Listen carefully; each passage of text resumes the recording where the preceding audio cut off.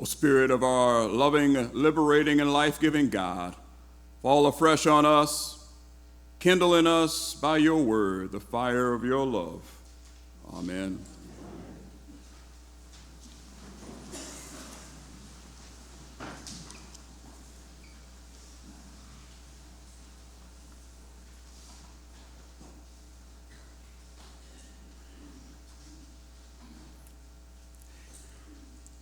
He told this story to some who trusted in themselves that they were righteous and regarded others with contempt.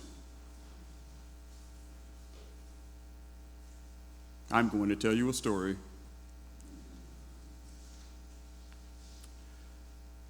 The story is told that in the beginning, God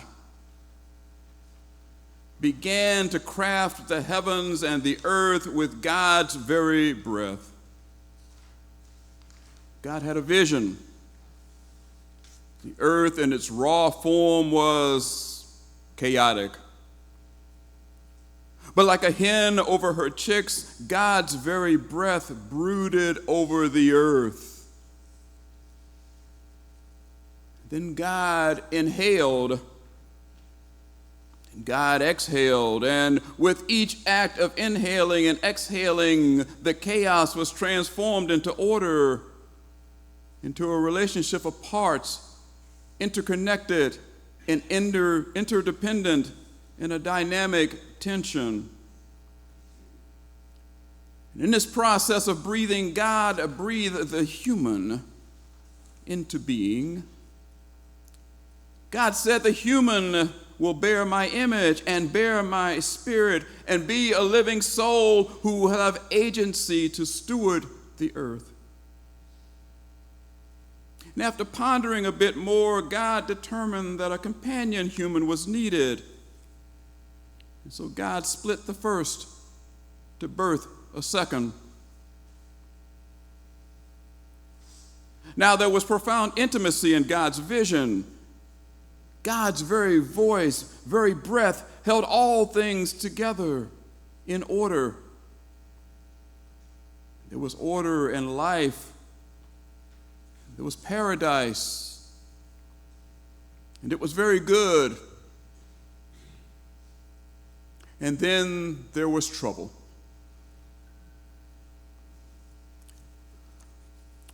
One day, the serpent, the very incarnation of chaos and one of God's particularly crafty creations, strolled into paradise. The serpent approached the second human and started a conversation.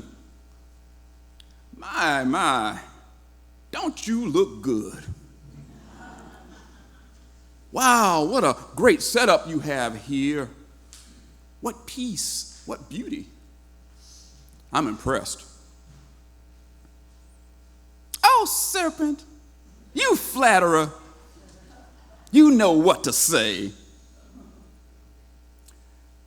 And the serpent kept talking.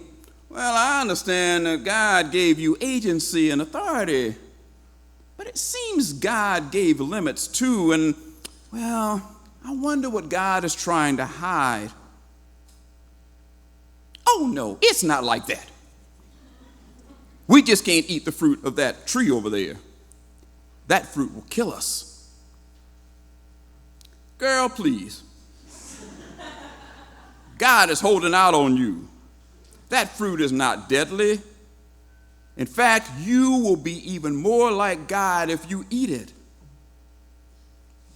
Are you sure? Would I lie?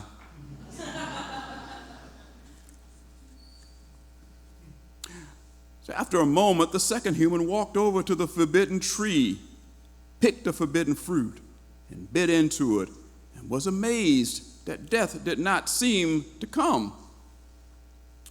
And the serpent said, "See?" And then the first human ate, and death did not seem to come. And the serpent said, "See?" And they did see, and they were shamed. They fashioned coverings to hide what they saw. These were the first grave clothes. But the breath of God was very near. You see, nothing can separate us from the love of God. The voice of God called, but peace had departed from them, and they were afraid. God called out, and they did not answer, and then God drew near. You didn't answer. We were afraid and ashamed because we were naked. Whoa, how did you come to perceive you were naked? And seeking to acquit himself, the first human quickly said, I was upright. But this other human whom you created as my companion, this thing, tempted me, and I innocently ate the forbidden fruit of the forbidden tree.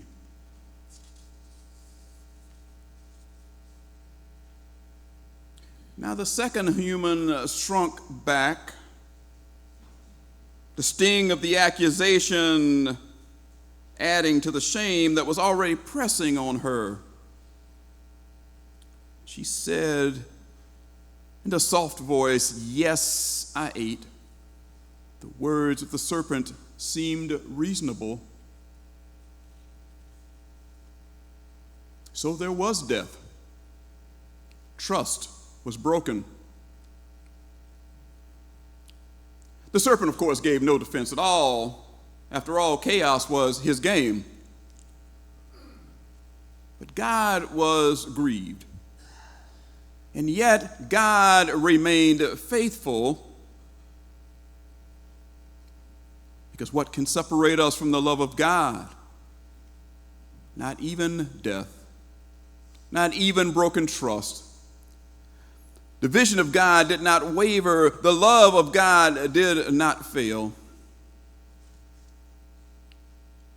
The proverb says that there is a way that seems right to mortals, but its end is the way of death. You see, beloved, the first sin is not the eating of the fruit. The first sin is the broken trust in God, failing to trust God. The serpent came to undermine trust, to make God an enemy.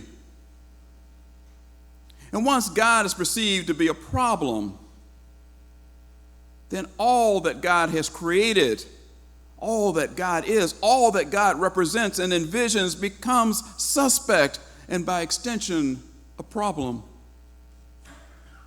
And oh, what a problem it is. You see, foundational to our theology as followers of God and disciples of Jesus are two commandments. You shall love the Lord your God with all of your heart and all of your soul and all your mind. And you shall love your neighbor as yourself. But if God is not trustworthy, then our whole theological house collapses, and our neighbor most certainly becomes our enemy. John puts it this way: if we say we love God but hate others, we are liars, for we cannot love God whom we have not seen if we do not love others whom we have seen.